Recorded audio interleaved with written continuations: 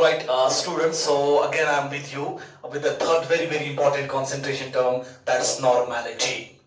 In the last classes बेटा हमारा जो entire focus था that was on molarity and molality, जिसपे हमने बहुत सारे concepts को डिटेल में डिस्कस करा था और साथ साथ में हमने बहुत सारे न्यूमेरिकल्स को भी टच करा था. तो आज जो हमारा टॉपिक है बहुत ही important topic regarding the concentration, regarding the expression of the concentration of the solution, and that concentration term जो बहुत ही इंपॉर्टेंट concentration term है जहां से मैक्सिमम न्यूमेरिकल्स आपके पूछे जाते हैं, that's the normality. अब सबसे पहला पॉइंट जो आप लोग भी जानते हैं, जो हम भी जानते हैं, that's very simple. Normality भी हमारा concentration term है, it's denoted by capital N. अब नॉर्मेलिटी से भी हम सॉल्यूशन का कंसंट्रेशन एक्सप्रेस करते हैं, बट ये एक्सप्रेशन का तरीका टू सम एक्सटेंट डिफरेंट है from molarity as well as from molality. अब देखते हैं बेटा नॉर्मेलिटी को हम कैसे डिफाइन करते हैं. हम नॉर्मेलिटी को डिफाइन करते हैं as the number of gram equivalents of solute. Normality of a solution is defined as number of gram equivalents of solute present per liter of the solution. हमारे सॉल्यूशन के 1 litre में let's say बेटा हमें solution का 1 litre मेरे पास है. इस solution के 1 लीटर में हमारे सॉल्यूट के कितने ग्राम इक्विवेलेंट्स प्रेजेंट है. यहां नंबर ऑफ मोल्स की बात नहीं हो रही है, यहां नंबर ऑफ ग्राम्स की बात नहीं हो रही है. यहां एक दूसरा टर्म हम इंट्रोड्यूस कर रहे हैं, that's gram equivalents of solute. आगे जाके वो देखते हैं. तो आप पेन डाउन कीजिए बेटा definition of normality. Normality of a solution is defined as number of gram equivalents of solute present per liter of solution. यहां दो बड़े इंपॉर्टेंट पॉइंट्स है बेटा. सबसे पहला पॉइंट जो हमने डिस्कस करा बेटा, हमारा नॉर्मेलिटी भी कौन सा टर्म है, it is a concentration term that's denoted by capital N. Number 1 point. Number second point बेटा, नॉर्मेलिटी को हमने डिफाइन कैसे करा, number of gram equivalents of solute. Means यहां पे बेटा हम सॉल्यूट के मोल्स की बात नहीं करते हैं, यहां हम सॉल्यूट के ग्राम इक्विवेलेंट्स की बात करते हैं. We talk about the gram equivalents of solute present per liter of solution. जिसके साथ हमारा ये कंपैरिजन हो रहा है वहां हमारा सॉल्वेंट नहीं है, वहां हमारा बेटा सॉल्यूट नहीं है, वहां हमारा इंटायर सॉल्यूशन है. मीन सॉल्यूशन का लेट्स से बेटा 1 litre 1 litre of the solution. Mean solution का हम बेटा वॉल्यूम लेते हैं, सॉल्यूशन का हम वॉल्यूम लेते हैं, सॉल्यूट का हम क्या लेते हैं, number of gram equivalents. That's why बेटा हमारा डेफिनेशन नॉर्मेलिटी का कैसे जाता है. Normality is defined as number of you pen down with me, number of gram equivalents of solute. हमारे सॉल्यूट की कितने ग्राम इक्विवेलेंट्स प्रेजेंट होंगे या डिसॉल्व होंगे, number of gram equivalents of solute present per litre of solution, per litre of solution. तो ये हमारा बेटा थर्ड कंसंट्रेशन टर्म नॉर्मेलिटी है. तो क्या मैं ऐसा लिख सकता हूं ना, लेट्स से बेटा N is your normality, capital N is the normality of solution. Then the normality of solution N will be equal to, ये N किसके बराबर होगा, हम न्यूमरेटर में बेटा लिखेंगे ना number of gram equivalents of solute. ये बहुत इंपॉर्टेंट पॉइंट यहां पे है. I am not here concerned with the number of moles, I am here using a very different term, very different stoichiometric term, that's number of gram equivalents. Number of gram equivalents बेटा किसके, हमारे solute के present per litre of solution. तो बेटा हम इसका comparison करते हैं. हम डिनोमिनेटर में क्या लिख के चलेंगे, दैट्स वॉल्यूम ऑफ सॉल्यूशन. यहां हम सॉल्यूशन का बेटा वॉल्यूम लेते हैं, बट इस वॉल्यूम को मेक श्योर बेटा आप लीटर्स में लोगे, volume of solution in litres. तो ये हमारा नॉर्मेलिटी है. अब इस नॉर्मेलिटी को फर्दर हम सिंपलीफाई कैसे करेंगे, एक डायग्राम से बेटा हम समझा लेते हैं. लेट्स से बेटा मेरे पास ये सॉल्यूशन है. लास्ट क्लास में भी मैंने बेटा आपसे बोला था मेरा ये सॉल्यूशन, लेट्स से ये बाइनरी सॉल्यूशन है. हमारे बाइनरी सॉल्यूशन में 2 कंपोनेंट्स होते हैं. लेट्स से बेटा हमारा कंपोनेंट A है and component B. For the sake of simplicity let's assume that जो हमारा ये कंपोनेंट A है, दिस कंपोनेंट A ये हमारा सॉल्वेंट है, क्लियर, ये हमारा विलायक है, एंड द कंपोनेंट बी, जो हमारा कंपोनेंट बी है, लेट्स से बेटा ये कंपोनेंट हमारा सोल्यूट है, यही हमारा गुलने वाला तत्व है, और I can simply see that it's our solute. ये दोनों मिलके बाइनरी सॉल्यूशन में ये दोनों होमोजीनियस वन फेज सिस्टम बनाते हैं, जिसे हम बेटा सॉल्यूशन कहते हैं।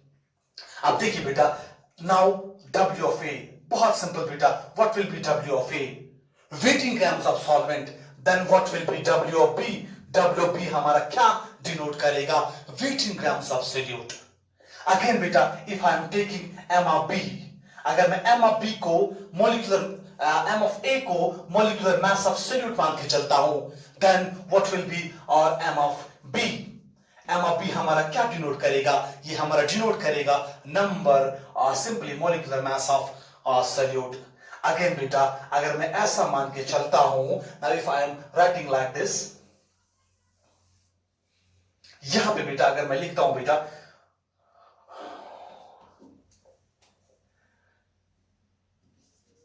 GEQ, लेट्स से बेटा जो हमारा GEQ है, ये हमारा डिनोट करता है gram equivalence of solute, gram equivalence of solute. And V of L, let's say बेटा जो हमारा V of L है, ये डिनोट करता है volume of the solution in litres. ये कुछ इंपॉर्टेंट पैरामीटर्स मैंने यहां पे लिखे, इन्हीं पैरामीटर्स को बेटा मैं डेफिनेशन में यूज करूंगा, and I will finally arrive at the final expression of the normality. Clear हो गया बेटा? चलिए देखिए बेटा, अब नॉर्मेलिटी को थोड़ा सा आगे लेके हम चलते हैं। नॉर्मेलिटी ऑफ सॉल्यूशन को हम बेटा कैसे डिफाइन करते हैं, कैसे डिफाइन करते हैं, अभी मैंने बता दिया, number of gram equivalents of solute present per litre of solution. तब मैं क्या नॉर्मेलिटी को कैपिटल N से मैंने डिनोट करा था। नॉर्मेलिटी बताइए हमारे न्यूमरेटर में क्या आएगा बेटा? लेट्स से बेटा this is gram equivalents of solute divided by volume of solution in litres. Let's say बेटा उसको हम डिनोट V of L से करते हैं। क्लियर हो गया? उसके बाद बेटा लेट्स से बेटा अगर हमारे सॉल्यूशन का वॉल्यूम किस में दिया है, अगर हमारे सॉल्यूशन का वॉल्यूम ml में दिया है, तो मैं यहां बेटा V of ml यूज करूंगा, and I will be multiplying this expression with 1000। Am I clear to you? Clear हो गया? अब देखिए बेटा, यहां पर अब हमारी परेशानी यहां पे शुरू होती है। ग्राम इक्विवेलेंट्स किसे कहते हैं? लेट्स से बेटा ग्राम इक्विवेलेंट्स को मैंने GEQ से नोट किया। किसी भी सबस्टेंस के ग्राम इक्विवेलेंट्स किसके बराबर होते हैं? ये बराबर होता है, यहां पर आप बेटा लिखिए बेटा ग्राम इक्विवेलेंट्स। आपकी क्लास 11th में बेटा आपने स्टोइकियोमेट्री में पढ़ा होगा, ग्राम इक्विवेलेंट्स किसी भी सबस्टेंस के किसके बराबर होते हैं? Equal to weight in grams of that substance. Let's say बेटा वो W of B से हम डिनोट करा, क्योंकि यहां पे अभी सोल्यूट की बात हो रही है। ग्राम इक्विवेलेंस ऑफ सोल्यूट किसके बराबर होता है? Waiting grams of that substance divided by, किससे हम डिवाइड करते हैं? इक्विवेलेंट वेट EW से। बात समझाई बेटा? आप साइड में लिख सकते हो। यहां पे बेटा कंफ्यूजन, अगर आपको कंफ्यूज हो रहे हैं यहां पे, तो यू पेन डाउन किसी भी सबस्टेंस के ग्राम इक्विवेलेंट्स किसके बराबर होते हैं बेटा? वेटिंग ग्राम्स आप डिवाइड किससे करोगे बेटा? You will be dividing it with the equivalent wait. चलिए बेटा एक परेशानी हमारी खत्म होगी, हमारा ग्राम इक्विवेलेंट सॉल्व हो गया। बट यहां पे और एक परेशानी बेटा शुरू होती है। वेटिंग ग्राम्स, लेट्स से बेटा सोडियम हाइड्रोक्साइड के 40 ग्राम्स है, लेट्स से बेटा ऑक्सैलिक एसिड के 60 ग्राम्स है, so there is no worry about this weight in grams.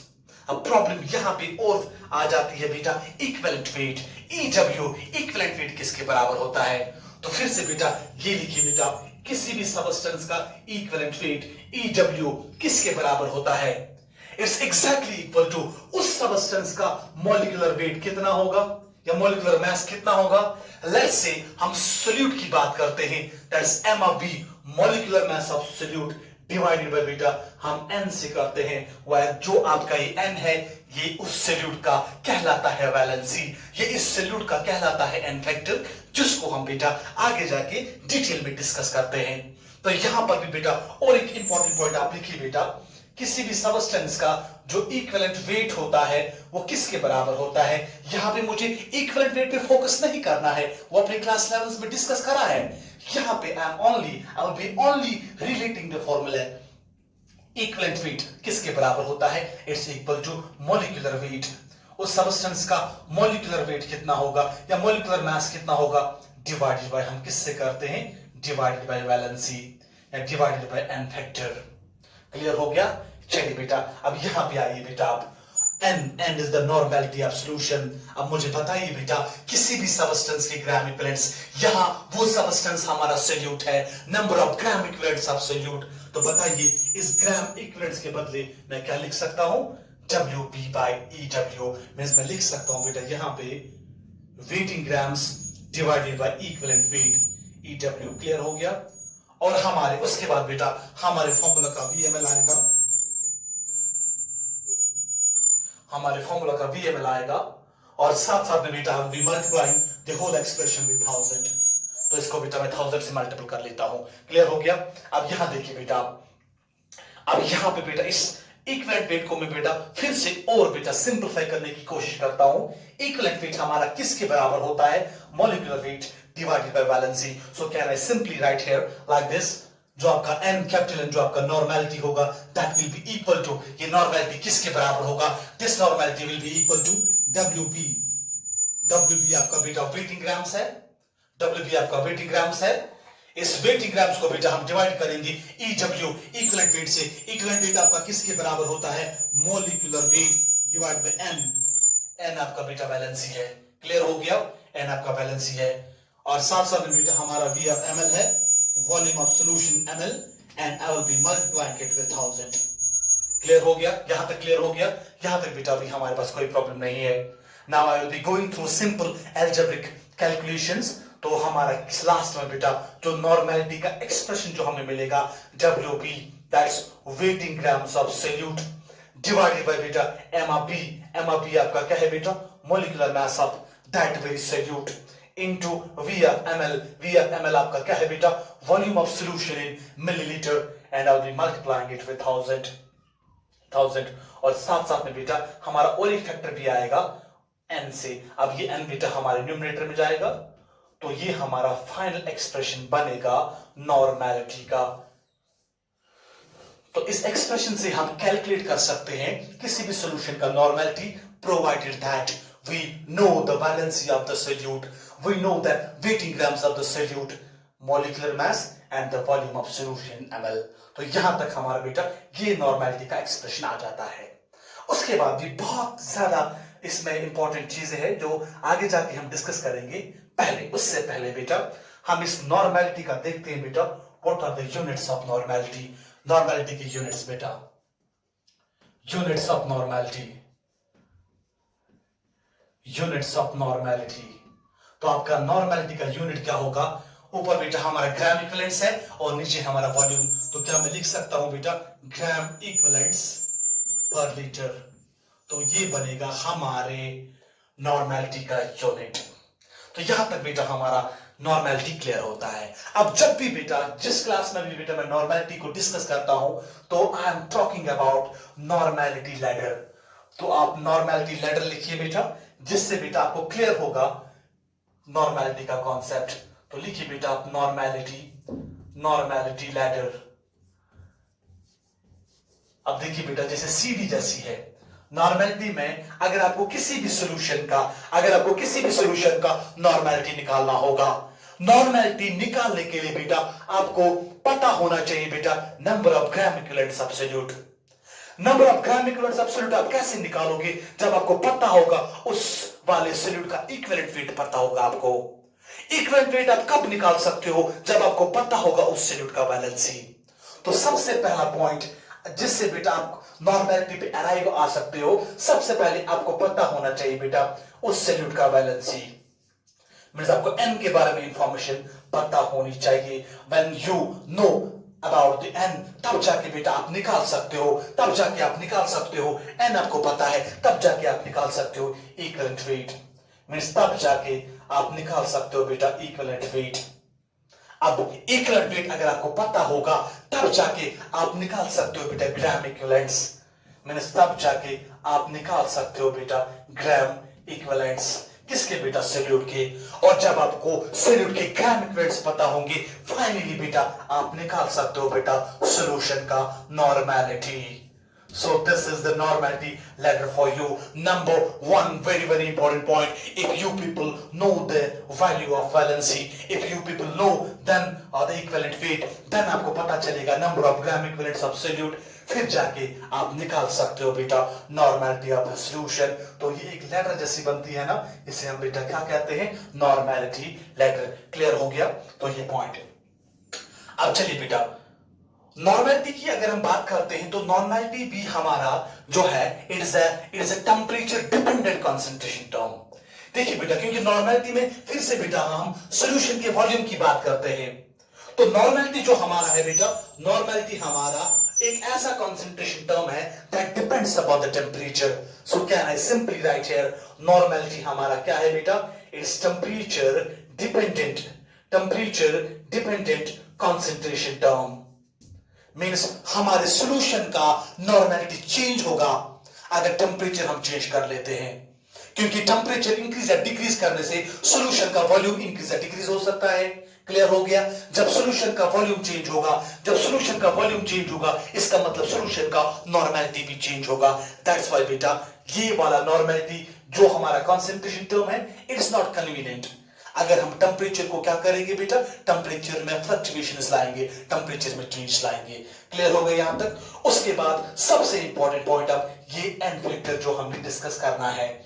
चलिए एन फैक्टर को डिस्कस करने से पहले यहां पे बेटा क्या हम निकाल सकते हैं ग्राम इक्विवेलेंट्स ऑफ सॉल्यूट? हाँ, क्या हम निकाल सकते हैं सॉल्यूट के ग्राम इक्विवेलेंट्स? चलिए बेटा यहां से बेटा ये क्लियर हो गया वाला पॉइंट। अब देखिए बेटा सॉल्यूट के ग्राम इक्विवेलेंट्स आप कैसे निकाल सकते हो। कभी कभी आपके न्यूमेरिकल में पूछा जाता है, आपको वही से दिया होगा, वही से आपको बेटा सॉल्यूशन का नॉर्मेलिटी दिया होगा, वही से आपको सॉल्यूशन का वॉल्यूम दिया होगा, तो आपसे पूछा जाएगा कैलकुलेट द ग्राम इक्विवेलेंट्स। अब देखिए बेटा यहां से बेटा फॉर्मूला क्लियर है, ग्राम इक्विवेलेंट्स, सॉल्यूट के ग्राम इक्विवेलेंट्स किसके बराबर होंगे? उसके लिए फॉर्मूला क्या है बेटा, normality into volume of solution in litres. तो लिखिए बेटा ये पहला वाला पॉइंट जो आगे जाके आपको बहुत काम आएगा when I will be discussing the acid base neutralization। Gram equivalents किसके बराबर होते हैं बेटा, normality into volume of solution in litres. Clear हो गया?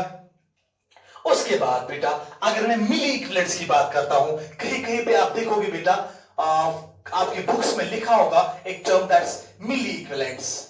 अब ग्राम इक्विवेलेंट्स तो क्लियर हो गया, normality into volume of solution litres. लेकिन अगर आपको निकालना होगा मिली इक्विवेलेंट्स, तो मिली इक्विवेलेंट्स किसके बराबर होते हैं? That will be equal to normality of the solution, जो गिवन नॉर्मेलिटी होगा हम इसको मल्टीपल करेंगे with the volume of solution ml, तो यहां से आपका निकल के आएगा मिली इक्विवेलेंट्स। क्लियर हो गया बेटा?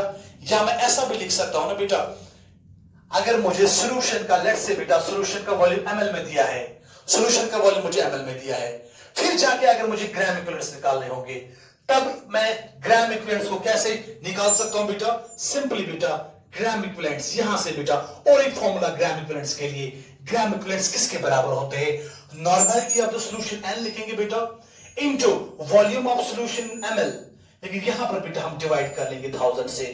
ये क्लियर हो गया?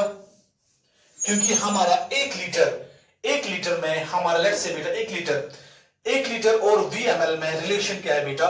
दैट्स द 1000 टाइम्स, जो हमारा एक लीटर होता है that's 1000 times greater than 1 ml। ये रिलेशन आपका ये बनेगा। सिमिलरली बेटा इन टर्म्स ऑफ लीटर्स अगर आपको निकालने होंगे मिली इक्विवेलेंट्स, तो मिली इक्विवेलेंट्स कैसे निकालोगे? मिली इक्विवेलेंट्स तो आप लिख सकते हो बेटा n normality into volume of solution in litres, लेकिन यहां पर बेटा आप मल्टीपल करोगे 1000 से, तो ये बनेगा आपका मिली इक्विवेलेंट्स के लिए 2 फॉर्मूलास और ग्राम इक्विवेलेंट्स के लिए बेटा 2 फॉर्मूलास। तो किसी भी सबस्टेंस के ग्राम इक्विवेलेंट्स किसके बराबर होते हैं? Normality of that solution multiplied bye volume of that solution in litres. या जनरली आपके न्यूमेरिकल्स में वॉल्यूम ml में दिया होता है, उस टाइम आप ग्राम इक्विवेलेंट्स कैसे निकालोगे? Normality of the solution multiplied bye volume of solution ml and you will be dividing it with 1000। Clear हो गया? यहां पे और एक पॉइंट बेटा, अगर आपने मिली इक्विवेलेंट्स को निकालना होगा, मिली इक्विवेलेंट्स के लिए फॉर्मूला क्या है? Normality of the solution multiplied bye volume of solution in ml, या normality of solution multiplied bye volume of solution in litres, you'll be multiplying it with 1000. तो ये क्लियर हो गया। इससे हम निकाल पाते हैं ग्राम इक्विवेलेंट्स या मिली इक्विवेलेंट्स किसके बेटा, हमारे सॉल्यूशन में सॉल्यूट के मिली इक्विवेलेंट्स। ये क्लियर हो गया। चलिए बेटा इसको अपन कर लेते हैं। उसके बाद सबसे इंपॉर्टेंट पॉइंट जो हम डिस्कस करने जा रहे हैं, जहां पर हमारा इंटायर फोकस रहेगा, that will be now the n factor. Means अगर हमें किसी भी सॉल्यूशन का नॉर्मेलिटी निकालना होगा, नॉर्मेलिटी निकालने के लिए मुझे सॉल्यूट के ग्राम इक्विवेलेंट्स पता होने चाहिए। सॉल्यूट के ग्राम इक्विवेलेंट्स तभी मैं निकाल पाऊंगा जब मुझे सॉल्यूट का इक्विवेलेंट वेट पता होगा। सॉल्यूट का इक्विवेलेंट वेट मैं तभी निकाल सकता हूं जब सॉल्यूट की हमें वैलेंसी पता होगी, जब सॉल्यूट का मुझे एन फैक्टर पता होगा। अब देखिए बेटा इसी सॉल्यूट का एन फैक्टर अब हम डिटेल में डिस्कस कर लेते हैं। You pen down the very very important topic, that's valency या बेटा एन फैक्टर। सॉल्यूट का ये एन फैक्टर होता है, वैलेंसी जो हम डिस्कस करते हैं, एन फैक्टर जो हम डिस्कस करते हैं, ये सॉल्यूशन की किस कंपोनेंट का हम डिस्कस करते हैं, ये हम बेटा सॉल्यूट का डिस्कस करते हैं। क्लियर हो गया। अब देखिए बेटा यही सॉल्यूट जो हमारे सॉल्यूशन में होता है, ये क्या हो सकता है। आप न्यूमेरिकल्स में देखोगे बेटा 4 grams of sodium hydroxide means ये बेस हो सकता है, 40 ग्राम्स ऑफ हाइड्रोक्लोरिक एसिड हो सकता है, 20 grams of sodium chloride salt हो सकता है। लेट्स से बेटा ये ऑक्सीडाइजिंग एजेंट हो सकता है, ये रिड्यूसिंग एजेंट हो सकता है। क्लियर हो गया। अब इन सॉल्यूट्स का हम क्लासिफिकेशन कर लेते हैं और एक एक करके बेटा हर किसी सॉल्यूट का हम डिस्कस कर लेते हैं एन फैक्टर। नंबर 1 बेटा हमारा जो सॉल्यूट है ये कभी कभी बेटा एसिड हो सकता है। क्लियर हो गया बेटा। हमारा जो सॉल्यूट है ये क्या हो सकता है बेटा, ये सॉल्यूट हमारा कभी कभी बेस भी हो सकती है। ये सॉल्यूट हमारा बेटा इस एसिड बेस का बेटा कॉम्बिनेशन भी हो सकता है, that's I am talking about salt. ये साल्ट भी हो सकता है। कुछ केसेस में बेटा हमारा जो सॉल्यूट है ये हमारा ऑक्सीडाइजिंग एजेंट भी हो सकता है।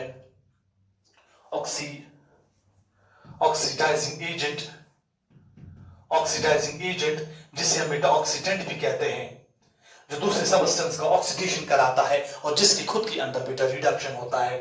उसके बाद ये वाला सॉल्यूट जिसका हम बेटा एन फैक्टर ढूंढने की कोशिश करते हैं, जिसके एन फैक्टर की हम तलाश में है बेटा, वो हमारा क्या हो सकता है बेटा, वो हमारा रिड्यूसिंग एजेंट भी हो सकता है, मींस ये हमारा रिडक्टेंट भी हो सकता है।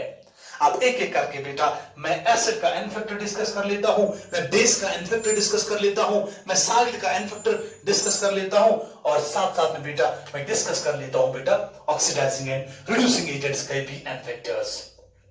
अब सबसे पहले बेटा एसिड को लीजिए बेटा। चलिए बेटा सबसे पहला पॉइंट एसिड।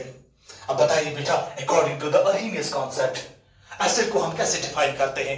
एसिड को हम डिफाइन करते हैं एक ऐसा सब्सटेंस जो एक्वस सॉल्यूशन में H पॉजिटिव आयंस फर्निश करता है, जो एक्वस सॉल्यूशन में प्रोटॉन्स डोनेट करता है, जो एक्वस सॉल्यूशन में बेटा that has a tendency of donation of H positive ions, वो हमारा कहलाता है acid according to the Arrhenius concept.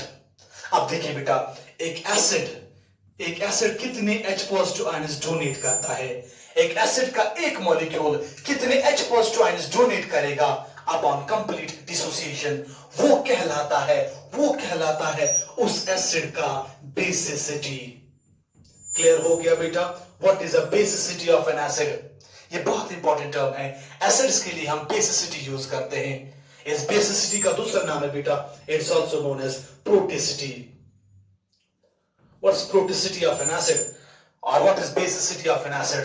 एक एसिड का molecule upon complete dissociation, upon complete neutralization, acid का molecule upon complete I can say dissociation or complete ionization कितने H positive ions donate करता है, वो कहलाता है उस एसिड का बेसिसिटी या वो कहलाता है उस एसिड का प्रोटिसिटी। लेट्स से बेटा अगर मैं HCl की बात करता हूं, अगर मैं हाइड्रोक्लोरिक एसिड की बात करता हूं जिसका कॉमन नेम मिराटस एसिड है, HCl जो है बेटा इसके अंदर टेंडेंसी होता है एक H पॉजिटिव आयन डोनेट करने का, प्लस हमारा क्या देगा बेटा, प्लस हमारा Cl नेगेटिव एनाइन देगा, क्लोराइड एनाइन। अब देखिए बेटा HCl का एक मॉलिक्यूल एक H पॉजिटिव आयन डोनेट करता है, इसका बेसिसिटी इसका प्रोटिसिटी बेटा 1 के बराबर होता है। अब एसिड्स के लिए अब समझना बेटा बात, जो ये वाला एसिड है इसका बेसिसिटी किसके बराबर है? 1 के बराबर। तो ये कहलाएगा हमारा मोनो बेसिक। मगर इसका नेचर क्या है बेटा? ये तो एसिड है, we say that mono basic. What does that mean? इसका बेसिसिटी 1 के बराबर है, but it is an acid, तो I am simply here writing it is a mono basic acid. और इसका बेसिसिटी किसके बराबर होता है? 1 के बराबर। अब याद रखिए बेटा, फॉर एसिड्स, एसिड्स के लिए बेटा जो आपका एन फैक्टर होता है, या एसिड्स के लिए बेटा जो आपका वैलेंसी होता है, वो वैलेंसी किसके बराबर होता है? This valency is equal to basicity. ये बेसिसिटी के बराबर होता है। तो HCl के लिए बेटा n किसके बराबर आएगा? 1 के बराबर। सिमिलरली बेटा अगर मैं एग्जांपल लेता हूं, लेट्स से बेटा मैं एग्जांपल लेता हूं विट्रॉल की, मींस मैं बैटरी एसिड की एग्जांपल ले रहा हूं, मैं सल्फ्यूरिक एसिड की एग्जांपल ले रहा हूं। अपन कंप्लीट डिसोसिएशन हमें पता है, सल्फ्यूरिक एसिड का एक मॉलिक्यूल 2H पॉजिटिव आयंस देगा और हमारा सल्फेट एनाइन देगा। अब H2SO4 ये कितने H पॉजिटिव आयंस डोनेट करता है? 2H positive ions. That's why बेटा हम कहेंगे इस सल्फ्यूरिक एसिड का बेसिसिटी किसके बराबर होगा? या वो ऑब्वियसली बेटा वो n फैक्टर के बराबर होगा, वो वैलेंसी के बराबर होगा, वो बेटा 2 के बराबर होगा। That's why we say that बेटा जो आपका सल्फ्यूरिक एसिड है, this sulfuric acid is your dibasic acid. हम बेसिक क्यों यूज करते हैं? क्योंकि इसका बेसिसिटी 2 के बराबर है, तो इसका एन फैक्टर जो होगा बेटा वो एन फैक्टर किसके बराबर होगा? 2 के बराबर। सिमिलरली बेटा अगर मैं और एक सिंपल एसिड की बात करता हूं, लेट्स से बेटा, चलो यहां से मैं बेटा रब कर लेता हूं। लेट्स से बेटा मेरे पास और एक एसिड है, फास्फोरिक एसिड H3PO4। जो आपका फास्फोरिक एसिड है H3PO4, तो ये H3PO4 बेटा हमारा क्या देता है? ये सॉल्यूशन में बेटा एक 3H पॉजिटिव आयंस हमारा देगा, और साथ साथ में बेटा हमारा ये फॉस्फेट एनाइन भी देगा। तो जो हमारा H3PO4 है इसका बेसिसिटी किसके बराबर है? 3 के बराबर। इसका प्रोटिसिटी 3 के बराबर है। दैट्स व्हाई बेटा इसका एन फैक्टर वैलेंसी वो 3 के बराबर होगा। Phosphoric acid is, that's why it's called as tribasic acid. Similarly बेटा जैसे हमारे पास बेटा H3PO2 होगा, चलो H3PO3, जो आपका H3PO3 है, कंफ्यूज नहीं होना यहां पे कि यहां 3 हाइड्रोजन्स है, दैट मींस कि ये 3 डोनेट करेगा? No, not at all. अब हमें देखना है बेटा एसिडिक हाइड्रोजन कौन होगा इन H3PO3। इस एसिड को हम क्या कहते हैं बेटा? ये फास्फोरस एसिड होता है। इसके स्ट्रक्चर की अगर हम बात करते हैं तो बेटा it will be like this. Let's say बेटा ये हमारा OH है, ये हमारा OH है, और ये हमारा H होता है। तो देखिए बेटा जो OH बॉन्ड जो होता है ना, यही बॉन्ड एसिडिक होता है। H पॉजिटिव यहां से डोनेट होगा, एक ये वाला डोनेट होगा और ये वाला डोनेट होगा। ये वाला डोनेट नहीं होगा, ये वाला एसिडिक नहीं होगा। दैट्स व्हाई बेटा जो आपका फास्फोरस एसिड है इसका भी बेटा एन फैक्टर, इसका बेसिसिटी खाली 2 के बराबर होता है। Don't get confused with 3। Clear हो गया बेटा? इसी तरीके से बेटा और भी बहुत सारे एसिड्स हैं जिनका आप एग्जैक्टली निकाल सकते हो एन फैक्टर। ऑक्सैलिक एसिड की अगर मैं बात करता हूं, ऑक्सैलिक एसिड अगर हाइड्रेटेड फॉर्म में होता है, जनरली आपका जो ऑक्सैलिक एसिड होता है, लेट्स से बेटा उसका स्ट्रक्चर बना लेते हैं, C double bond O, this is आपका OH, C double bond O, this is your OH। ये हमारा ऑक्सैलिक एसिड होता है। ऑक्सैलिक एसिड के पास बेटा 2 एसिडिक हाइड्रोजन्स होते हैं, ये 2H पॉजिटिव आयंस हमारा डोनेट करेगा। दैट्स व्हाई बेटा इसका प्रोटिसिटी, इसका जो बेसिसिटी, इसका जो वैलेंसी है बेटा, इसका जो एन फैक्टर है वो 2 के बराबर होगा। क्लियर हो गया? This was about acids. बाकी भी बहुत सारे एसिड्स है बेटा, उनको आप डिटेल में खुद से देख लेना। चलिए उसके बाद हमारे पास और एक भी एसिड के बाद हमारा बेटा आएगा बेस। चलिए बेटा बेसिस के बारे में हम डिटेल में डिस्कस कर लेते हैं। आप मुझे बताइए बेटा what is a base? Base किसे कहते हैं? फिर से बेटा मैं अर्हीनियस कॉन्सेप्ट को ही बेटा यूज कर लेता हूं। अकॉर्डिंग टू अर्हीनियस कॉन्सेप्ट, बेस एक ऐसा सबस्टेंस होता है, बेस एक ऐसी केमिकल स्पीशीज होती है, एक ऐसी रसायनिक प्रजाति जो हमारे एक्वस सॉल्यूशन में OH नेगेटिव आयन डोनेट करती है। जो OH नेगेटिव आयन फर्निश करती है वो हमारा बेटा क्या कहलाता है? वो हमारा बेटा बेस कहलाता है। क्लियर हो गया बेटा? अब देखिए बेटा जो हमारे बेसिस होते हैं, अब बेसिस के लिए बेटा हम टर्म यूज करते हैं एसिडिटी। समझ आ रही है बात बेटा? या कभी कभी इसको बेटा हाइड्रोक्स टी भी कहते हैं, हाइड्रोक्स टी। अब देखिए बेटा एसिडिटी किसे कहते हैं? लेट्स से बेटा मैं सबसे सिंपलेस्ट बेस की बात करता हूं, sodium hydroxide, sodium hydroxide, caustic soda. अब देखिए बेटा सोडियम हाइड्रोक्साइड को जब हम बेटा डिसॉल्व करते हैं वाटर में तो ये हमारा एक Na पॉजिटिव देता है, साथ साथ में एक OH नेगेटिव आएंगे डोनेट करता है। मींस एक OH नेगेटिव आएंगे डोनेट करता है। What does that mean? इसका मतलब क्या है बेटा? इस वाले बेस का जो एसिडिटी है, एसिडिटी का मतलब क्या है? Number of hydroxide ions donated by one I can से molecule of base upon complete dissociation. तो हमारा जो सोडियम हाइड्रोक्साइड है अपॉन कंप्लीट डिसोसिएशन ये एक हाइड्रोक्साइड आयन देता है। दैट्स व्हाई इस बेस का एसिडिटी किसके बराबर होगा बेटा? वो 1 के बराबर होगा। और याद रखिए बेटा जो बेसिस होती है, बेसिस के लिए आपका एन फैक्टर, बेसिस के लिए बेटा आपका वैलेंसी वो किसके बराबर होता है? That's equal to acidity of a base, वो बेस की एसिडिटी के बराबर होता है। दैट्स व्हाई हम सोडियम हाइड्रोक्साइड को कहते हैं मोनो एसिडिक मगर है बेस। क्लियर हो गया? सिमिलरली बेटा अगर मैं एग्जांपल देता हूं, लेट्स से बेटा मेरे पास एग्जांपल मैग्नीशियम हाइड्रोक्साइड का है MgOH2। लेट्स से बेटा मेरे पास एग्जांपल है कैल्शियम हाइड्रोक्साइड का, या जो भी आपके बेटा ग्रुप सेकंड के जो भी सारे आपके बेसिस होते हैं उनका जनरल फॉर्मूला Mg, उनका जनरल फॉर्मूला MOH2 टाइम्स होता है। मींस उनके लिए n फैक्टर किसके बराबर आएगा? 2 के बराबर आएगा। जो आपका ग्रुप फर्स्ट है एल्कली मेटल्स, उनके लिए वो कौन सी बेसिस बनाती है? Of the formula MOH। Means उनके लिए बेटा n फैक्टर आपके 1 के बराबर होगा। क्लियर हो गया? ये मैग्नीशियम हाइड्रोक्साइड तो एक तो आपका डाइवेलेंट मैग्नीशियम कैटाइन देगा, साथ साथ में 2 OH नेगेटिव आयंस। तो यहां पे हमारा इस बेस का जो एसिडिटी है, इस बेस का जो हाइड्रोक्सिटी है वो 2 के बराबर होगा। मींस इसका n फैक्टर भी किसके बराबर होगा? 2 के बराबर। लाइकवाइज बेटा अगर मैं एल्युमिनियम हाइड्रोक्साइड की बात करता हूं AlOH3, जो आपका AlOH3 है बेटा ये हमारे पास बेटा 3 OH नेगेटिव आयंस देगा। तो इसका जो n फैक्टर है, या मैं ऐसा कहूंगा बेटा इसका जो एसिडिटी है वो 3 के बराबर है, इसका जो n फैक्टर होगा वो भी किसके बराबर होगा? वो 3 के बराबर होगा। क्लियर हो गया? n फैक्टर अगर आपको पता है आप इजीली निकाल सकते हो इक्विवेलेंट वेट। इक्विवेलेंट वेट अगर आपको पता चल गया आप इजीली निकाल सकते हो ग्राम इक्विवेलेंट्स। ग्राम इक्विवेलेंट्स अगर आपको पता होगा आप इजीली निकाल सकते हो normality of the solution. Clear हो गया? चलिए बेटा ये हमारे बेसिस के बारे में था। बेसिस के बाद बेटा हम शिफ्ट हो जाते हैं साल्ट्स की तरफ।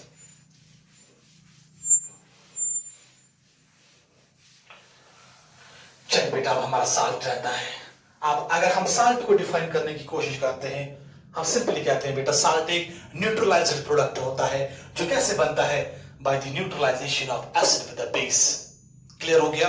हमारे साल्ट में जनरली बेटा कैटाइन होता है और एनाइन होता है। कैटाइन हमारा कहां से आता है? कैटाइन हमारा बेस से आता है, एनाइन हमारा एसिड से आता है। एग्जांपल से समझाने की कोशिश कर लेते हैं। लेट्स से बेटा अगर हमारे पास सोडियम क्लोराइड है, सोडियम क्लोराइड हमारा साल्ट है, सोडियम क्लोराइड हमारा साल्ट है। अब देखिए बेटा इसमें सोडियम आपका कैटाइन है तो ये पॉजिटिव चार्ज इस पे होगा, और क्लोराइड आपका एनाइन है, इस पे नेगेटिव चार्ज होगा। अब देखिए जो साल्ट्स होते हैं इनका n फैक्टर किसके बराबर होता है? Total positive charge on the cation, on the cation और on the cations, total negative charge on the anion और on the I can say anions, वो कहलाता है साल्ट का बेटा वैलेंसी। तो साल्ट का वैलेंसी किसके बराबर होगा? साल्ट का जो n फैक्टर होगा, साल्ट का जो वैलेंसी होगा वो किसके बराबर होगा? It will be equal to the total positive charge, total charge on cations, या ऑब्लिक करके लिख सकते हैं टोटल नेगेटिव और total negative charge on anions. चलिए बेटा सोडियम क्लोराइड की अगर हम बात करते हैं, इस पर कैटाइन पर एक ही पॉजिटिव चार्ज होता है तो इसका n फैक्टर किसके बराबर होगा?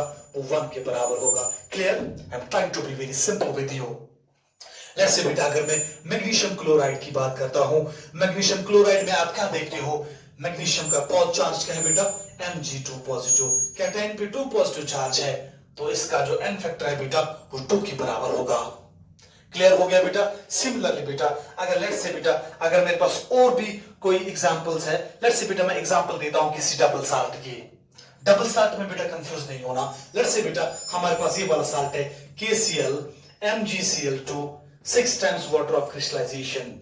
ये वाला साल्ट हमारा कहलाता है, इसको बेटा हम कार्मेलाइट कहते हैं। This salt is a Carmelite, ये हमारा डबल साल्ट होता है, दैट्स कार्मेलाइट। अब देखिए बेटा कार्मेलाइट में हम टोटल पॉजिटिव चार्ज को काउंट करने की कोशिश कर लेते हैं। देखिए बेटा इस पर एक पॉजिटिव आएगा, मैग्नीशियम आपका डाइवेलेंट है तो 2 पॉजिटिव आएगा, 2 + 1 आपका कितना आएगा, 2 + 1 = 3। तो इसके लिए n फैक्टर किसके बराबर होगा बेटा, वो 3 के बराबर होगा। क्लियर हो गया। सिमिलरली बेटा अगर मैं और एग्जांपल देता हूं मोहर साल्ट की। देखिए बेटा Mohr salt FeSO4, ferrous sulphate, ammonium sulphate, ferrous sulphate, ammonium sulphate, 6 times water of crystallization, ये आपका बेटा मोहर साल्ट है। अब मोहर साल्ट बेटा देखिए बेटा मोहर साल्ट में भी आप क्या देखते हो बेटा, इस Fe के पास 2 पॉजिटिव होता है क्योंकि ये फेरस स्टेट में होता है। अमोनियम NH4 अमोनियम के टाइम के पास +1 चार्ज होता है, 2 के पास +2 होगा, तो +2 आपका कितना बनेगा, तो यहां पे बेटा आपका वैलेंसी 4 के बराबर आएगा। यहां पे आपका जो n फैक्टर है वो 4 के बराबर होगा। सिमिलरली बेटा अगर हम बात करते हैं बेटा लेट्स से बेटा हम बात करते हैं एलम की, पोटेश एलम की, तो पोटेश एलम का formula K2SO4 Al2SO4 3 times 24 times water of crystallization, ये आपका बेटा एलम होगा। एलम का पीक आप कैसे चार्ज निकालोगे, टोटल पॉजिटिव चार्ज, आप सिंपली बेटा जो कैटाइंस पे चार्ज होगा उनको आप ऐड कर लोगे तो आप you will arrive at the valency of salts. Clear हो गया। यहां तक बेटा आप कॉपी कर लीजिए। उसके बाद बेटा हम नेक्स्ट सेशन में हम डिस्कस कर लेते हैं ऑक्सीडाइजिंग एंड रिड्यूसिंग एजेंट्स के लिए। यहां तक क्लियर कीजिए। तो चलिए बेटा अब हम डिस्कस कर लेते हैं बेटा एन फैक्टर, वो कॉपी हो गया आपका था। अब हम डिस्कस कर लेते हैं बेटा n factor for oxidizing agents.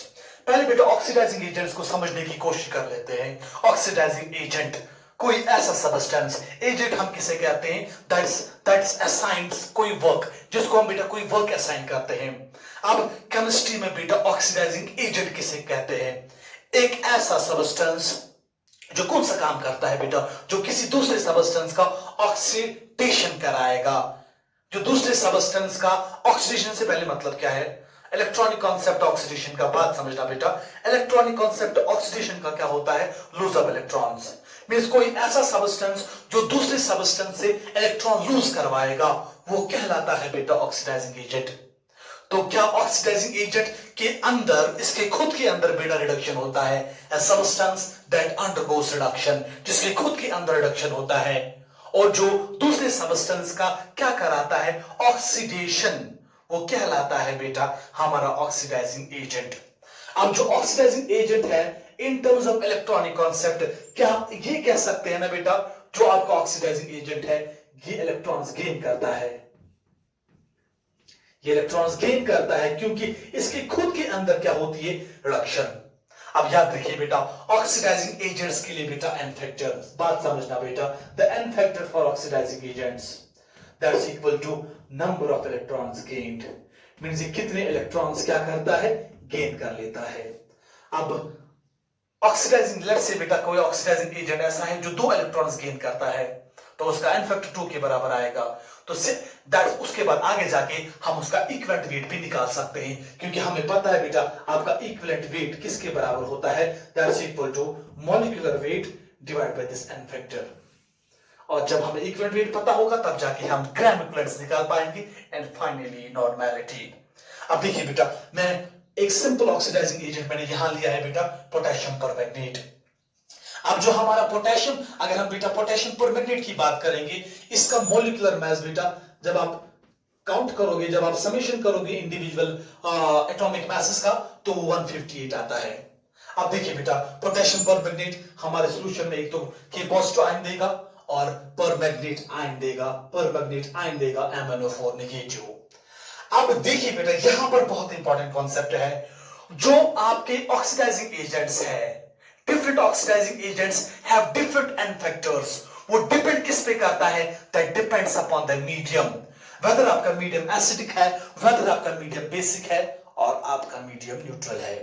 अब देखिए बेटा, अगर मैं पोटेशियम परमैंगनेट की बात करता हूं एसिडिक मीडियम में, देखिए बेटा क्या होता है, जो आपका ये परमैंगनेट आयन है जो कहां से आता है बेटा, जो KMnO4 से आता है, ये 5 इलेक्ट्रॉन्स को एक्सेप्ट करता है, ये 5 इलेक्ट्रॉन्स गेन करता है, और फिर जाके बेटा in the complex chemical reaction ये Mn2 पॉजिटिव और आपका वाटर बना लेता है। तो क्या मैं ऐसा कह सकता हूं ना बेटा, एसिडिक मीडियम में जो आपका पोटेशियम परमैंगनेट है, इसका जो मैंगनीट आयन है वो 5 इलेक्ट्रॉन्स गेन करता है।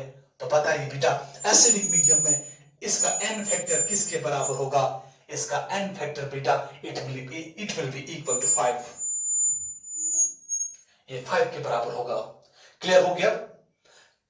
अब 5 के बराबर होगा तो क्या हम बता सकते हैं बेटा इसका इक्विवेलेंट वेट किसके बराबर होगा बेटा? दैट इक्विवेलेंट वेट EWT वो किसके बराबर होगा? That will B 158 divided by 5 कर सकते हो आप। अब देखिए बेटा, सिमिलरली बेटा बेसिक मीडियम में क्या होता है? बेसिक मीडियम में बेटा we have a different story here in the basic medium। जो आपका MnO4 नेगेटिव है वो खाली एक इलेक्ट्रॉन एक्सेप्ट करता है और वो MnO4 2 नेगेटिव बनाता है। तो बेसिक मीडियम में खाली एक इलेक्ट्रॉन ही गेन करता है, तो इसका n फैक्टर किसके बराबर आएगा? बेसिक मीडियम में बेटा वो 1 के बराबर होगा। क्लियर हो गया? तो मींस इसका जो इक्विवेलेंट वेट है EWT वो बराबर 158 के ही होगा। क्लियर हो गया? ऑन द अदर हैंड बेटा, अगर हम न्यूट्रल मीडियम की बात करते हैं, न्यूट्रल मीडियम में क्या होता है? जो आपका ये MnO4 नेगेटिव है, ये 3 इलेक्ट्रॉन्स एक्सेप्ट करके हमारा MnO2 मैंगनीज डाइऑक्साइड बनाता है। मींस यहां पे बेटा 3 इलेक्ट्रॉन्स एक्सेप्ट होते हैं, तो आपका वैलेंसी जो है बेटा वो किसके बराबर आएगा?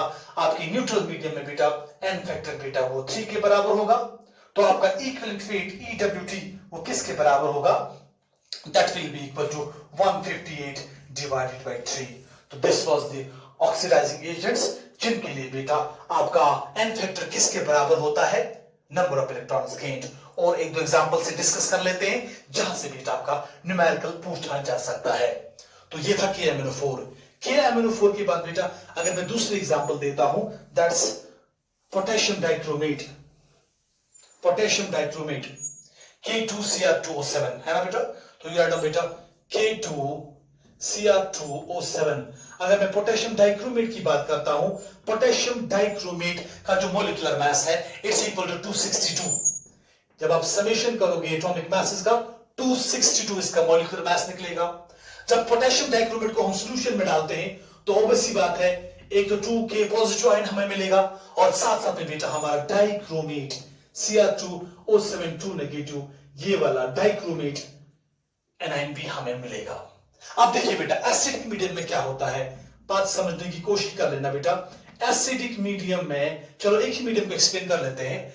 एसिडिक मीडियम में जो आपका ये Cr2O7 है, Cr2O7 2 नेगेटिव डाइक्रोमेट आयन, अब देखिए बेटा ये 6 इलेक्ट्रॉन्स एक्सेप्ट करता है, ये एक्सेप्ट 6 इलेक्ट्रॉन्स करता है एंड 14H पॉजिटिव आयंस।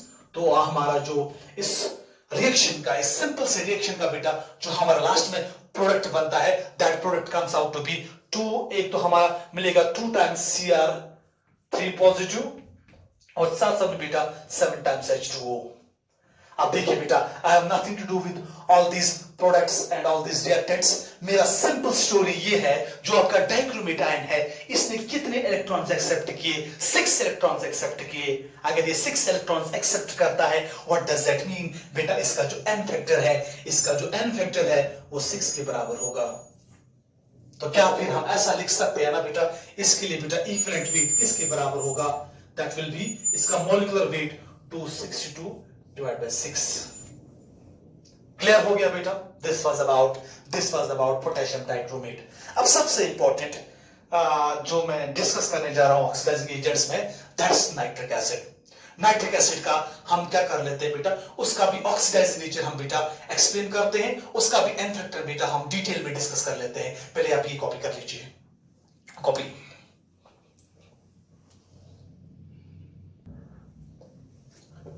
चलिए बेटा अब ये नाइट्रिक एसिड के बारे में बेटा, नाइट्रिक एसिड का बेटा हम n फैक्टर बेटा डिटेल में डिस्कस कर लेते हैं। अब देखो बेटा, जो हमारा नाइट्रिक एसिड है, नाइट्रिक एसिड जब ये एसिड एक्ट करता है तो HNO3 बेटा आपका हमारा क्या देगा, H positive ion plus NO3। जब ये एक्ट करेगा acid, when it will act as acid, तब इसका बेटा n फैक्टर बेटा वो exactly 1 के बराबर होगा, बिकॉज इसका जो प्रोटिसिटी है, इसका जो बेसिसिटी है वो 1 के बराबर है।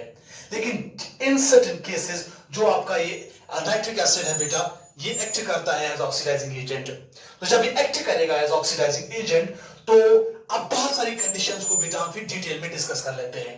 नंबर फर्स्ट पॉइंट बेटा, जब हम कॉन्सेंट्रेटेड नाइट्रिक एसिड लेते हैं, कॉन्सेंट्रेटेड नाइट्रिक एसिड की अगर हम बात करते हैं, जो ये NO3 नेगेटिव आयन है, जो ये आपका नाइट्रेट आयन है, कॉन्सेंट्रेटेड फॉर्म में ये खाली एक इलेक्ट्रॉन एक्सेप्ट करता है। क्लियर हो गया बेटा?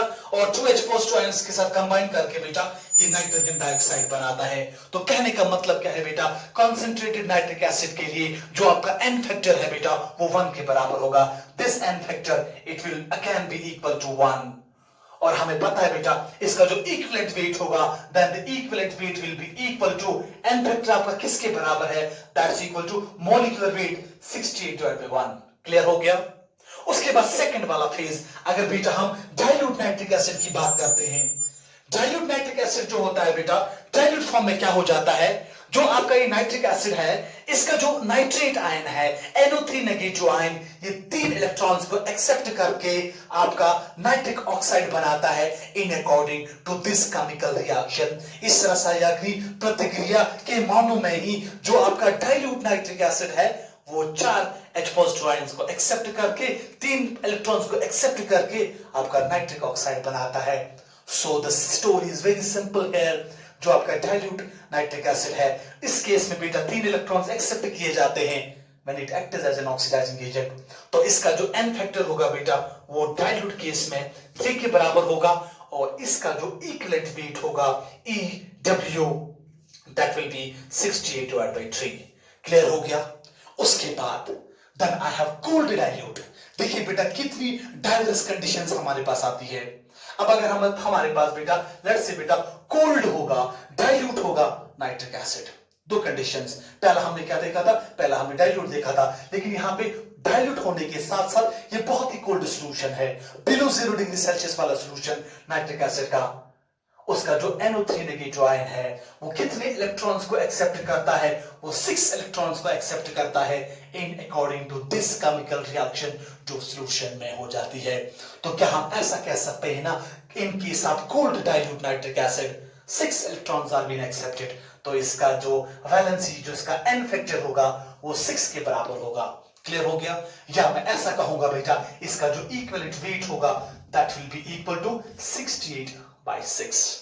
क्लियर? उसके बाद हमारा लास्ट वाला कॉम्बिनेशन, लास्ट वाला बेटा केस, दैट्स अगर हमारा अब नाइट्रिक एसिड बहुत ही ज्यादा डाइल्यूट है, very very dilute nitric acid, in such case बेटा जो आपका केमिकल रिएक्शन है वो ऐसे हो जाता है, या मैं ऐसा कहूंगा बेटा जो आपका नाइट्रेट आयन है वो 8 इलेक्ट्रॉन्स एक्सेप्ट कर लेता है in according to this chemical reaction by accepting 10 protons, 8 electrons that combine with nitrate ion वो आपका अमोनियम कैटायन बनाता है।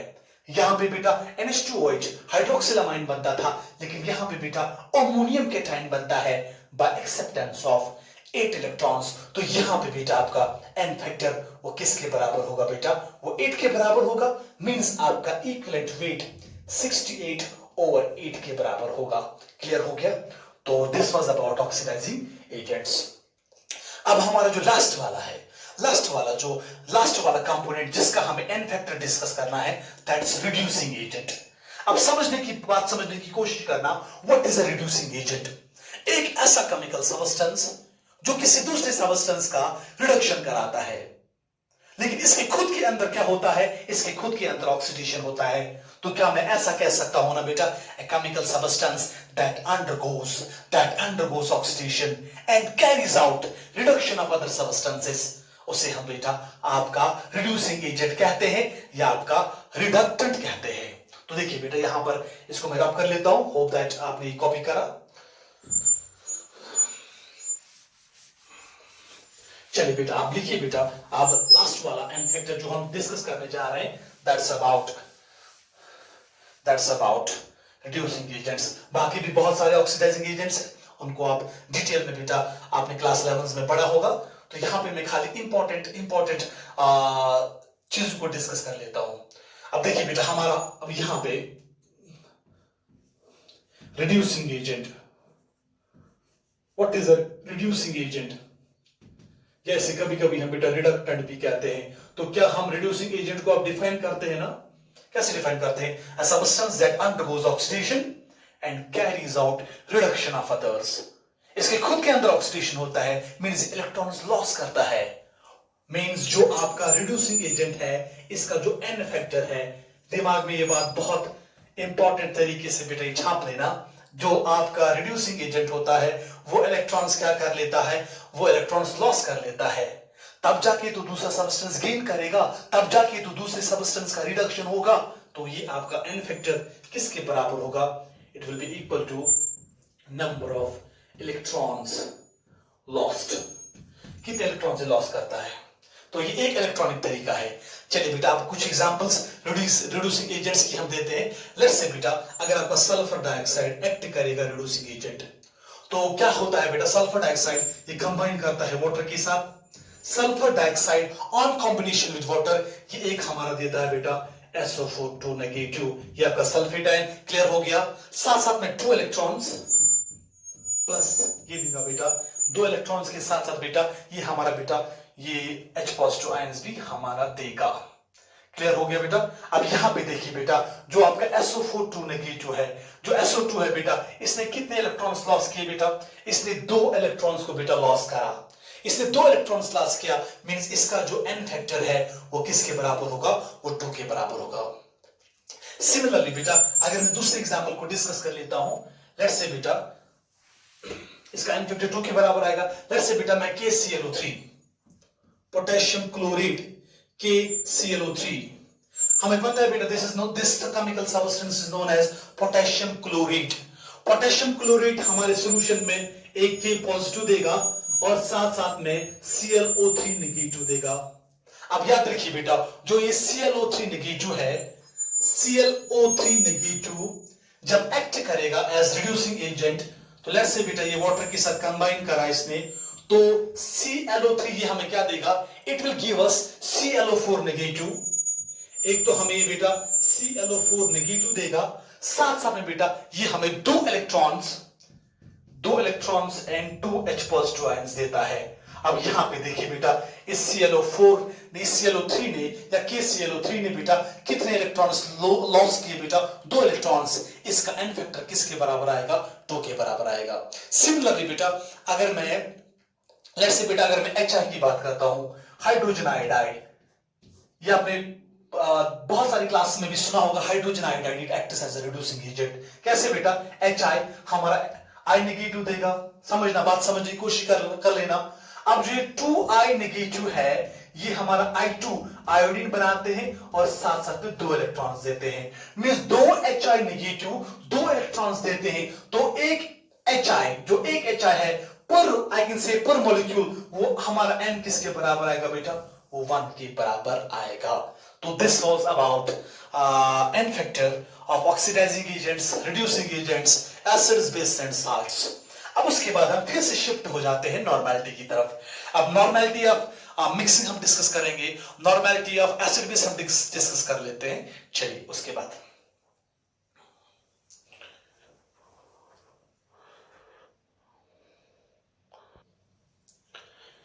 चलिए बेटा फिर से बेटा हम नॉर्मेलिटी का दूसरा इक्वेशन बेटा डिस्कस कर लेते हैं। लास्ट क्लास में बेटा हमने जो लैब ग्रेड मोलैरिटी की बात की थी, मोलैरिटी के लिए हमने एक एक्सप्रेशन बताया था बेटा, मोलैरिटी इज इक्वल टू, मैंने आपको बताया था बेटा, mass percentage into density into 10 divided by बेटा आपका मॉलिक्यूलर मास MB। तो इस इक्वेशन से हम निकालते हैं, इस इक्वेशन से सिंपली हम कैलकुलेट करते हैं मोलैरिटी। सेम एक दूसरा एक एक्सप्रेशन है जिससे हम कैलकुलेट करते हैं नॉर्मेलिटी, जिससे हम बेटा क्या कैलकुलेट करते हैं? हम कैलकुलेट करते हैं नॉर्मेलिटी। अब देखिए बेटा नॉर्मेलिटी भी फिर से किसके बराबर होता है? मास परसेंटेज इनटू, अगर हमें सॉल्यूशन का डेंसिटी पता होगा, इनटू 10 होल डिवाइडेड बाय, यहां जो आपका मॉलिक्यूलर वेट है बेटा इसके बदले हम लिखते हैं बेटा equivalent weight. EW equivalent wait, ये आपका और एक फॉर्मूला जाएगा। या इक्विवेलेंट वेट के बदले आप ये भी लिख सकते हो formula, mass percentage into density into 10। आप लिख सकते हो बेटा जो आपका इक्विवेलेंट वेट है, equivalent weight molecular weight divide bye n होता है, molecular weight divide bye n, वो n आपके ऊपर जाएगा, तो मैं क्या लिख सकता हूं into n divided by m of W। ये आपका एक्सप्रेशन बनेगा नॉर्मेलिटी का, और एक expression provided that you people know the mass percentage, density and the equivalent weight are simply molecular weight and valency of the solute. Clear हो गया? चलिए, और एक एक्सप्रेशन था जहां से बेटा आपके न्यूमेरिकल्स आ सकते हैं, then you can easily solve these numericals. चलिए, उसके बाद हम देखते हैं बेटा आपके नॉर्मेलिटी और आपके मोलैरिटी के बीच में क्या रिलेशन है। What is the relationship between your normality and your molarity? अब लिखिए बेटा रिलेशन, आप लिखेंगे बेटा रिलेशन, रिलेशनशिप बिटवीन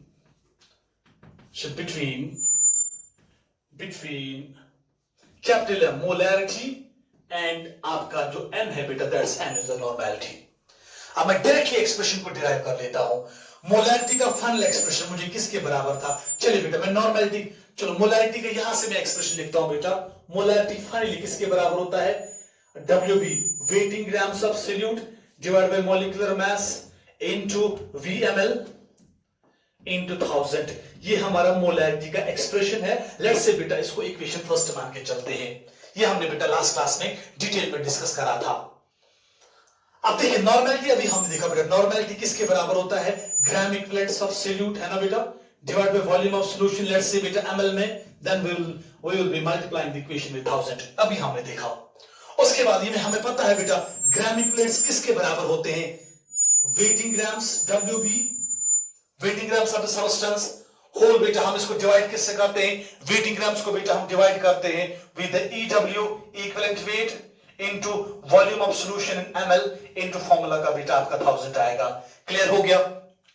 उसके बाद जो आपका ये इक्विवेलेंट वेट है EW, इसको अभी हमने बताया जो आपका इक्विवेलेंट वेट होता है वो किसके बराबर होता है?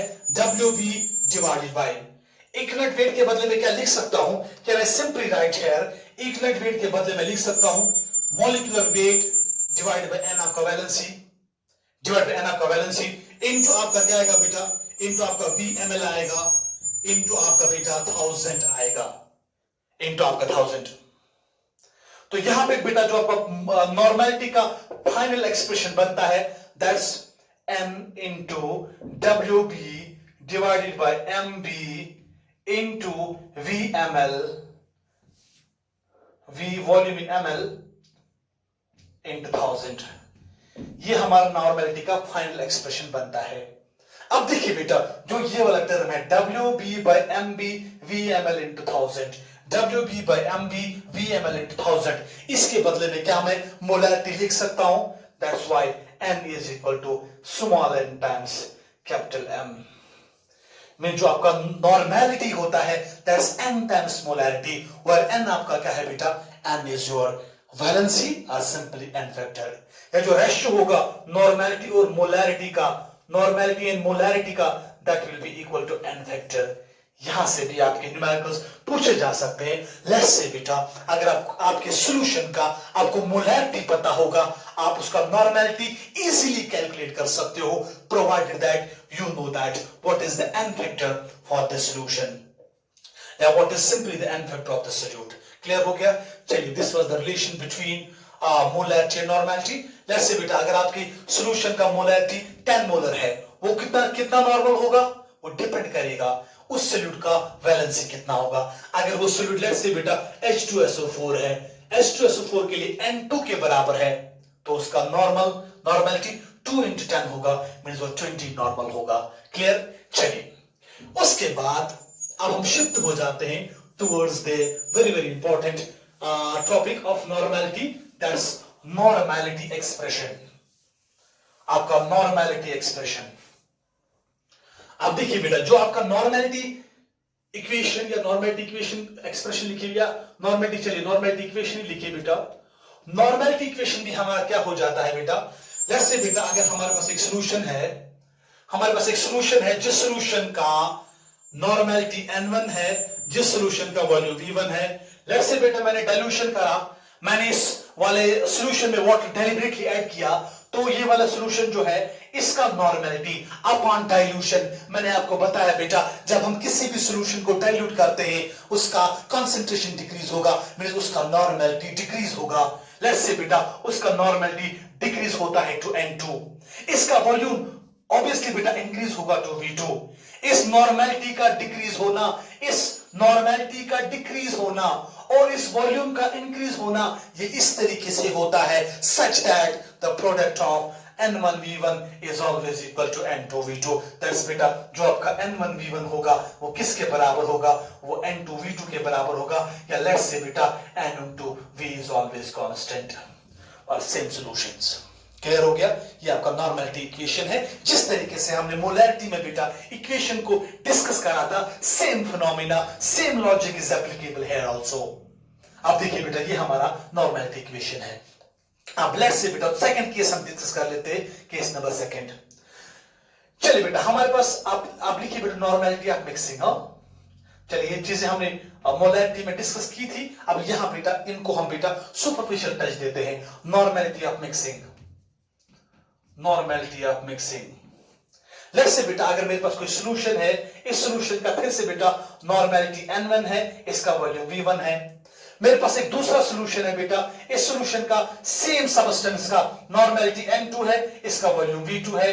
अगर मैंने अब दो सॉल्यूशंस को मिक्स करा, मुझे एक थर्ड सॉल्यूशन मिलेगा जिस सॉल्यूशन का नॉर्मेलिटी लेट्स से बेटा वो nr है, रिजल्टेंट नॉर्मेलिटी, और उसका वॉल्यूम बेटा vr है, रिजल्टेंट वॉल्यूम।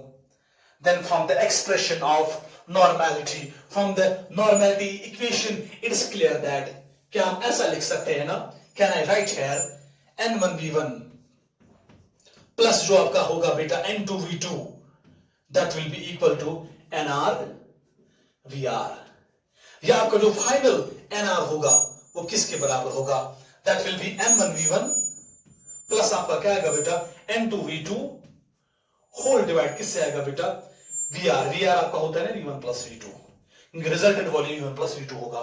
तो ये बनेगा आपका रिजल्टेंट नॉर्मेलिटी जब हम दो सॉल्यूशंस को मिक्स करते हैं, आप सेम नेचर एसिडिक एसिडिक या अगर बेसिक बेसिक होगा। अब चलिए उसके बाद nr, अब अगर हमारे पास n सॉल्यूशंस है, अगर हमने बेटा n सॉल्यूशंस को मिक्स करा, n सॉल्यूशंस को मिक्स करने से क्या होता है, तो हम क्या लिख सकते हैं ना बेटा, रिजल्टेंट नॉर्मेलिटी किसके बराबर होगा, that will be equal to किसके बराबर होगा, that will be equal to summation of n into v from I to कहां से बेटा, from I is equal to 1 से लेके कहां तक बेटा n तक, डिवाइड बाय यहां पर भी हम कर लेते हैं समेशन किसका बेटा, summation of volumes from I is equal to 1 से लेके बेटा कहां तक n तक। तो ये बनेगा आपका बेटा नॉर्मेलिटी का फाइनल एक्सप्रेशन। क्लियर हो गया? अगर आपको बहुत सारे सॉल्यूशंस दिए होंगे, उनका आप नॉर्मेलिटी कैसे निकालोगे, बहुत सारे सॉल्यूशंस प्रोवाइडेड दैट बेटा उनका नेचर सेम होगा, सेम सॉल्यूट होगा, कॉमन उनमें बेटा कॉमन सॉल्यूट उनमें होगा, तब ये वाला एक्सप्रेशन हम बेटा यूज कर लेते हैं। क्लियर हो गया? चलिए उसके बाद अब अगर हमारे पास तो सिमिलरली बेटा आप अमाउंट ऑफ वाटर एडेड भी निकाल सकते हो, जिस तरीके से मैंने मोलैरिटी में दिखाया है उसी तरीके से बेटा आप नॉर्मेलिटी में भी यूज कर लोगे। चलिए बेटा अगर अब हमारे पास बेटा और एक बहुत इंपॉर्टेंट पॉइंट है कि अगर हमारे पास लेट्स से बेटा हमारे पास एसिड बेस सॉल्यूशन है, तो आप एसिड बेस का देखिए बेटा बहुत इंपॉर्टेंट पॉइंट है एसिड बेस। ये एसिड बेस, अगर हमारे पास एसिड बेस सॉल्यूशन होगा तो उसका बेटा अगर हमें नॉर्मेलिटी निकालना होगा, तो लेट्स सबसे पहला सबसे इंपॉर्टेंट पॉइंट टॉपिक है जहां से बेटा फ्रिक्वेंटली आपके न्यूमेरिकल्स आपके कॉम्पिटिटिव एग्जाम्स में पूछे जाते हैं, कभी कभी आपकी क्लास 11 एंड 12 में भी पूछे जाते हैं। लेट्स से बेटा हमारे पास कोई एसिडिक सॉल्यूशन है और लेट्स से बेटा ये हमारे पास दूसरा एक सॉल्यूशन है दैट इज बेस। क्लियर हो गया? लेट्स से बेटा एसिड का नॉर्मेलिटी n1 है, बेस का जो इसी एसिड का वॉल्यूम v1 है। क्लियर हो गया? उसके बाद मैं बेस की बात करता हूं, लेट्स से बेटा इस बेस का नॉर्मेलिटी n2 है और इस बेस का कितना वॉल्यूम हमारे पास है बेटा, दैट्स v2। अब तीन केस अराइज होंगे। नंबर 1 केस, अगर आपका देखो product of normality into volume, product of normality into volume. Let's say बेटा अगर ये वॉल्यूम ml में होगा तब हमें निकलेंगे ग्राम इक्विवेलेंट्स, सॉरी मिली इक्विवेलेंट्स। अगर ये वॉल्यूम किस में होगा, अगर ये वॉल्यूम लीटर्स में होगा तब हमारा क्या निकलेगा, तब हमारा ग्राम इक्विवेलेंट्स निकलेगा। अगर ml में होगा तब मिली इक्विवेलेंट्स होगा। तो आप देखिए बेटा इफ n1v1, अगर आपका n1v1 ज्यादा होगा, इस सिंपली अगर ये पहला case is equal to n2v2, मेरे जितने सॉल्यूशन में आपके H पॉजिटिव आयंस है उतने ही सॉल्यूशन में आपके OH नेगेटिव आयंस है। तब जब मैं इन दो सॉल्यूशंस को मिक्स करूंगा जो मेरा रिजल्टेंट सॉल्यूशन मिलेगा that will B neutral. Case number first. Case number second बेटा, अगर आपका N1V1 एसिड का ज्यादा होगा किससे बेटा, N2V2 ऑफ बेस।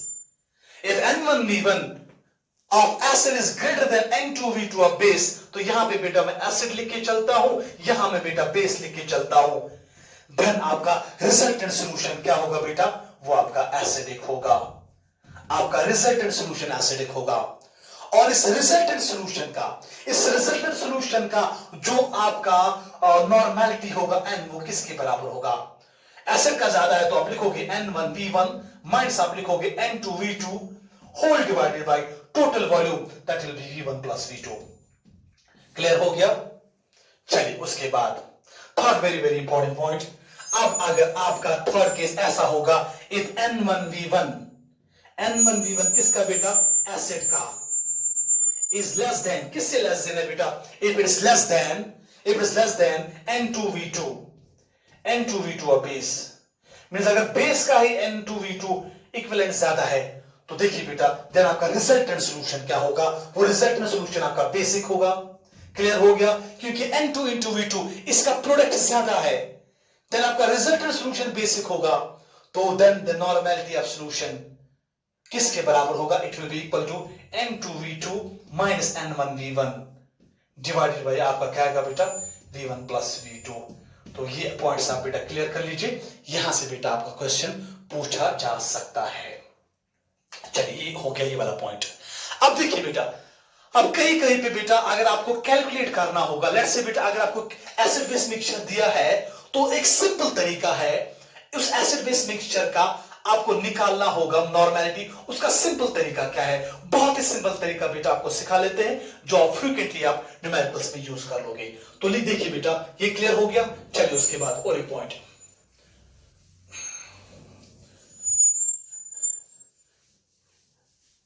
अब देखिए बेटा स्टोइकियोमेट्री में एक आप लॉ एक पढ़ते हो, law of equivalence.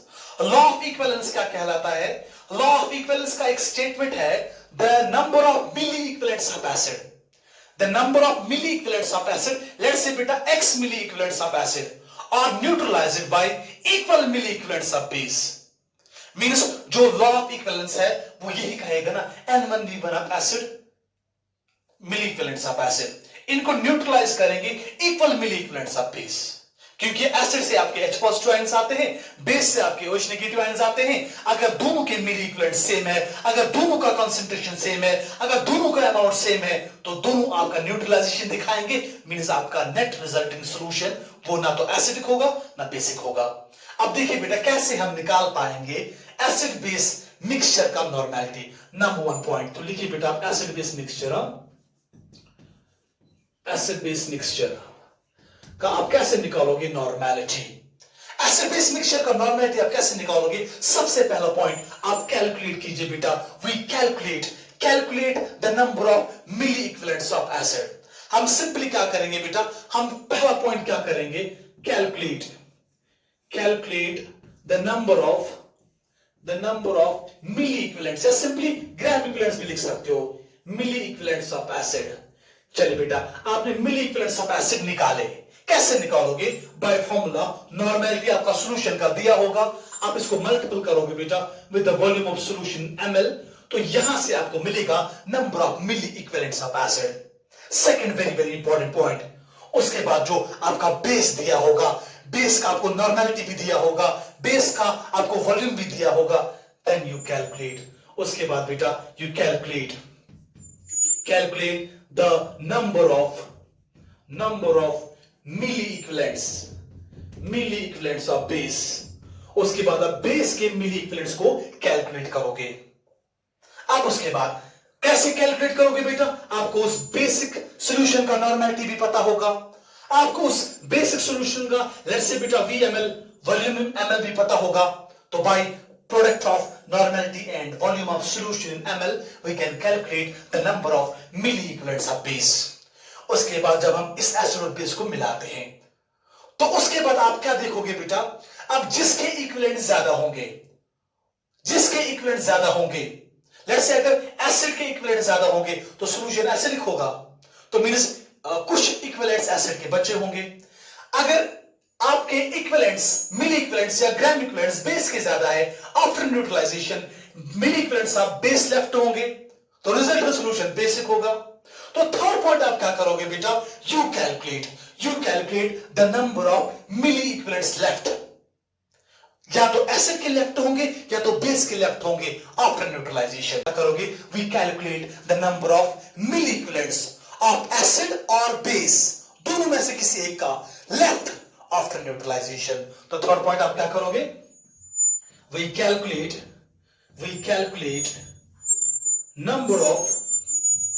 number of milli equivalents या ग्राम इक्विवेलेंट्स लिख सकते हो ऑफ एसिड और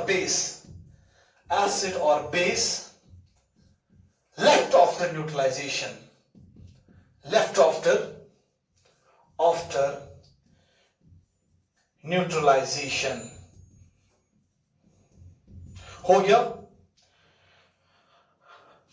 फाइनली बेटा अब वो हम कैसे निकालेंगे? देखो N1 let's say N1V1 minus N2V2 या N2V2 माइनस N1V1। पहले आप किसको लिखोगे? पहले आप उस वाली टर्म को लिखोगे जिसका प्रोडक्ट ज्यादा होगा, जिसके इक्विवेलेंट ज्यादा होंगे। अब लेट्स से बेटा अगर एसिड के इक्विवेलेंट्स लेफ्ट होंगे तो we'll be at this third stage, या बेस के इक्विवेलेंट्स लेफ्ट होंगे we'll be at this third stage। उसके बाद बेटा हम लास्ट में फाइनली नॉर्मेलिटी कैसे निकालते हैं? वी डिवाइड, जो हमने ये कैलकुलेट किया number of milli equivalents of acid और बेस लेफ्ट आफ्टर न्यूट्रलाइजेशन, इसके तरीके दो तरीके होंगे बेटा।